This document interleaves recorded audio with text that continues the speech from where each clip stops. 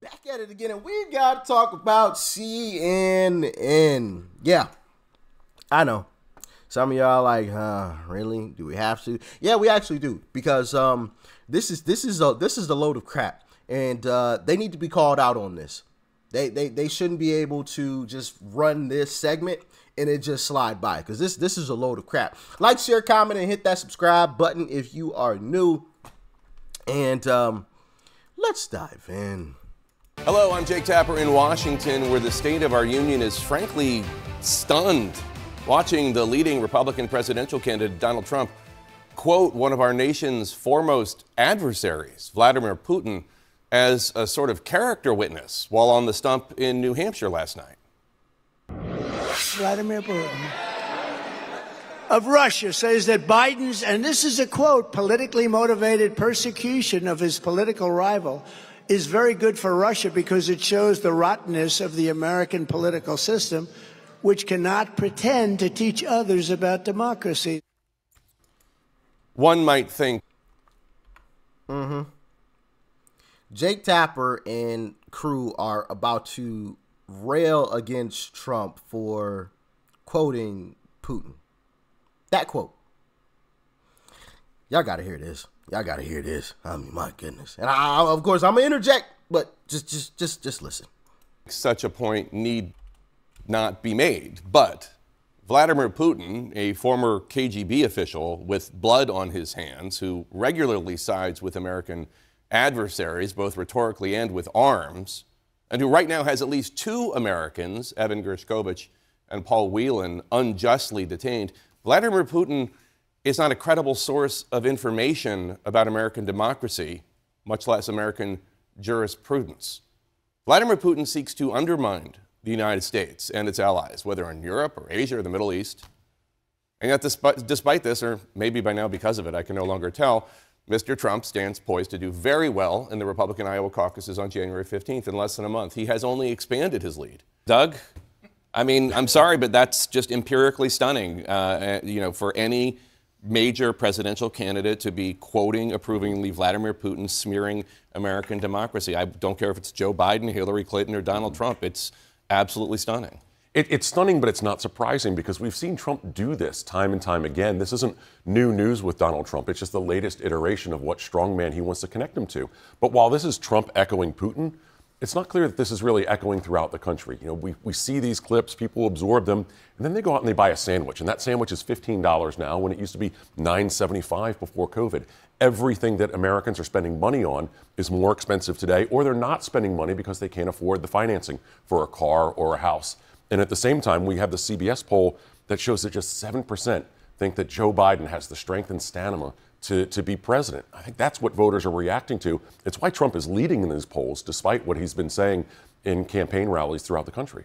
Reality check there from Doug. Karen? Well, okay, but I think it's a bit un-American for a former president to be lauding a dictator who Don't disagree. is holding two Americans. And in the context of a presidential contest, when we are seeing actually economic numbers moving in a more positive direction, we'll see how if that holds. I do think this matters to Americans. I do think people will question, particularly when it is a binary choice, who is it? I mean, that kind of talk is actually also bad for the American economy. That's not going to make markets feel particularly confident. That's not going to help bring costs down. That's not a person who has an agenda for trying to bring costs down. So I completely agree with the economic concerns. But again, the presidential election becomes, who of these two men cares about me and is actually going to try to make my life better? I don't think the guy quoting Putin All is of the that one means that Joe Biden should be up by 15 points then, and he's not. And you drill down in the states, Michigan, North Carolina, Arizona, Trump's doing very well. Let's show this brand new CBS News poll out of New Hampshire, which actually has some good news for one of Donald Trump's challengers, Nikki Haley. Donald Trump at 44%, Nikki Haley, the ambassador and former South Carolina governor, 29%, DeSantis 11%, Christie 10%, Ramaswamy 5%, Hutchinson 1%. And as you know, David Urban, in polling, it's not necessarily where your numbers are, but where they're going. And Donald Trump is basically flat, and Nikki Haley is ascendant. I mean, 15 points is surmount. I mean, she can overcome that theoretically. It's huge, but it's where she's going to have to finish, right? she's not going to be able to finish in the mid-teens or high teens. You got to get in these 20s and 30, high 20s. She's 29. Yeah, that's what I'm saying. So high 20s, all of a sudden you become credible. Yeah. Right? People start paying attention. They'll start tuning into your point. 15 is a number you can close on moving forward, but you're going to have to see that also. What's going to happen in Iowa before that, right? Are those numbers going to then change again? Because if she gets crushed in Iowa and is buried in Iowa, are those numbers going to go back down again, right, in New Hampshire? So this. So I just said I wanted to cut in and say something before, but I got to do it now. This is sad. They are celebrating someone being down by 15 points. That's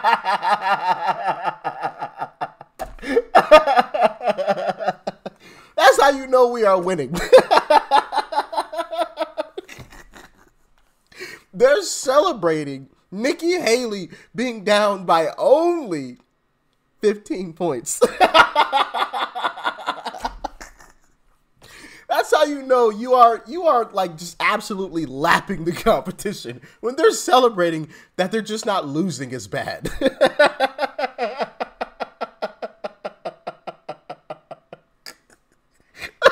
That's just hilarious, man.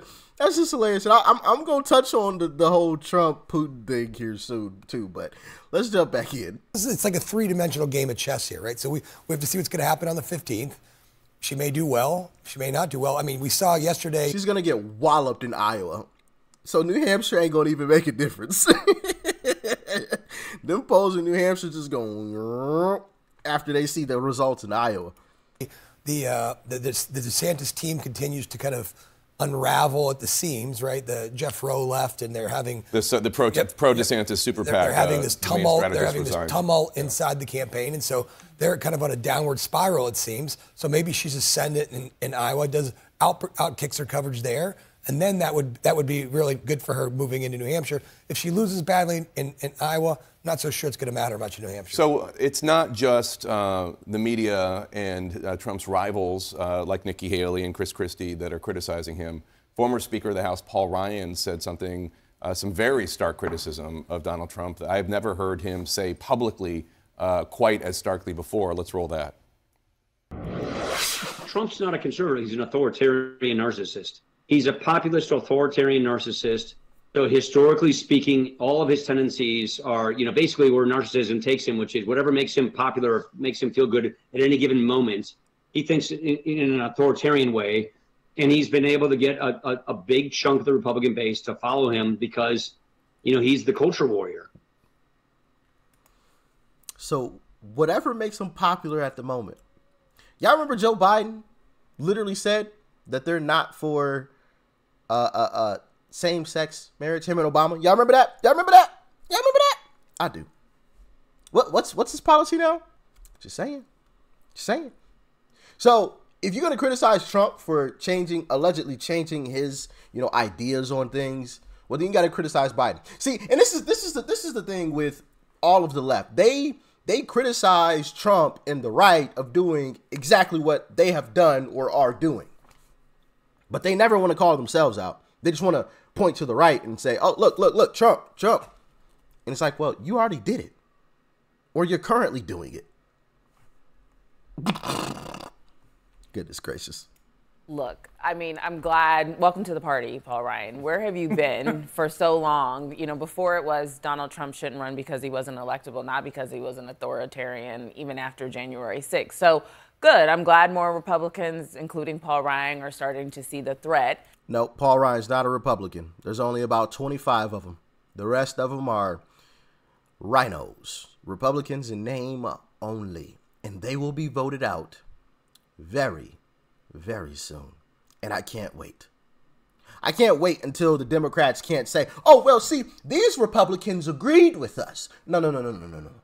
Those aren't true Republicans. They have the name Republican, or they have the R next to their name, insinuating that they're Republicans, but they aren't Republicans. Not at all. Not even a little bit. I don't care what you say. They aren't. As we just were discussing, him quoting Vladimir Putin. I guess my question, though, is I don't actually know if the Putin comments are going to impact Donald Trump or not, because I think we're seeing more and more Americans become more and more extreme, particularly on the right.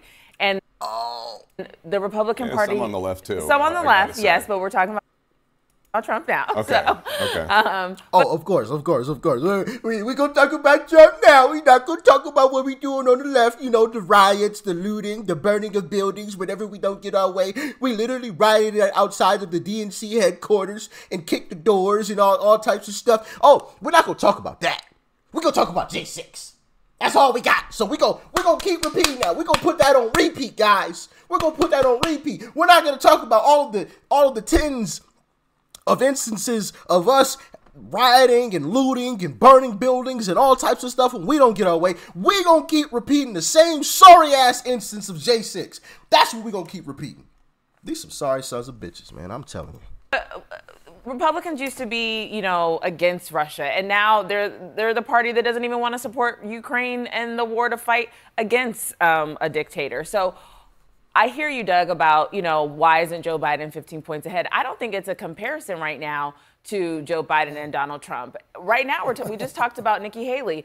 He's still up over Nikki Haley, over Ron DeSantis, over Vivek Ramaswamy, over Chris Christie. So the party is moving in such a way that it's you guys just keep telling yourselves that. Keep whistling past the graveyard, ladies.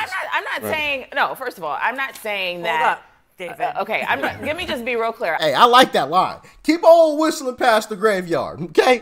I don't know who this guy is, but I like that statement. Keep whistling past the graveyard. Call him out. Matter of fact, run that back. Keep whistling past the graveyard, ladies.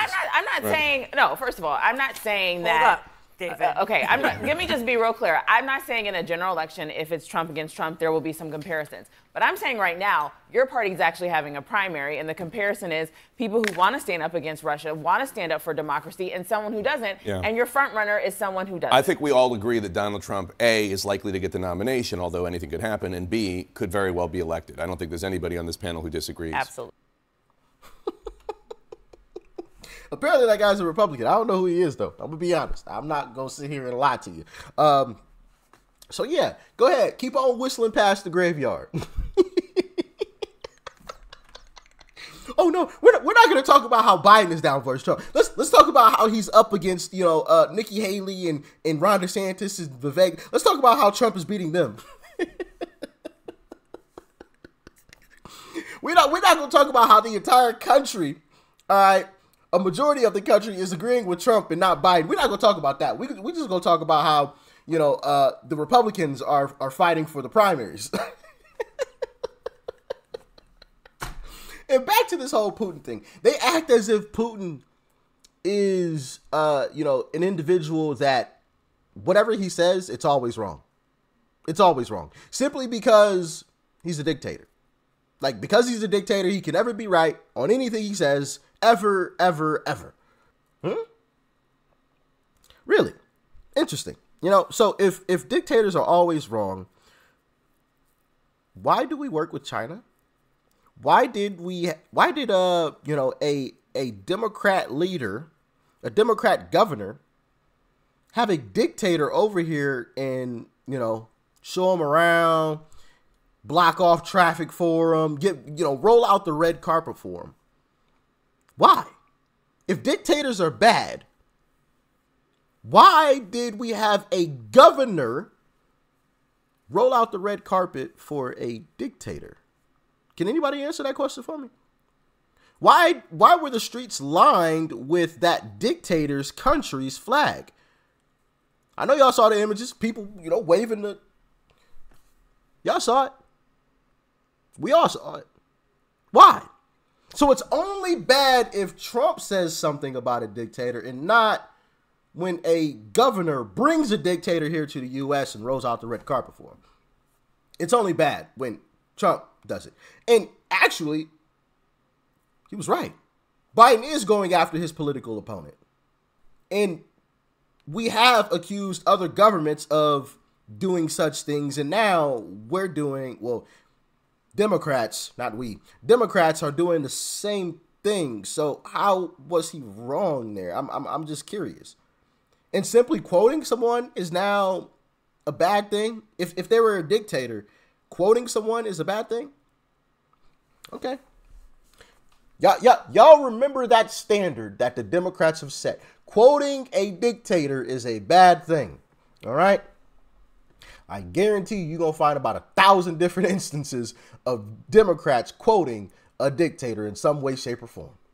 We ain't going to even talk about them doing the same things as some of these dictators have done. Y'all know some of these dictators, when, you know, they took the guns from their country. What are Democrats trying to do? I'll leave it at that. I'll leave it at that. Y'all let me know what you thought about this one in the comment section below. Like, share, comment, and of course, hit that subscribe button. It should be like right up over there. Click that thing, okay? Hit the subscribe button before you go. After you do that, click this video over here. You might like it. Peace and love. I'm out.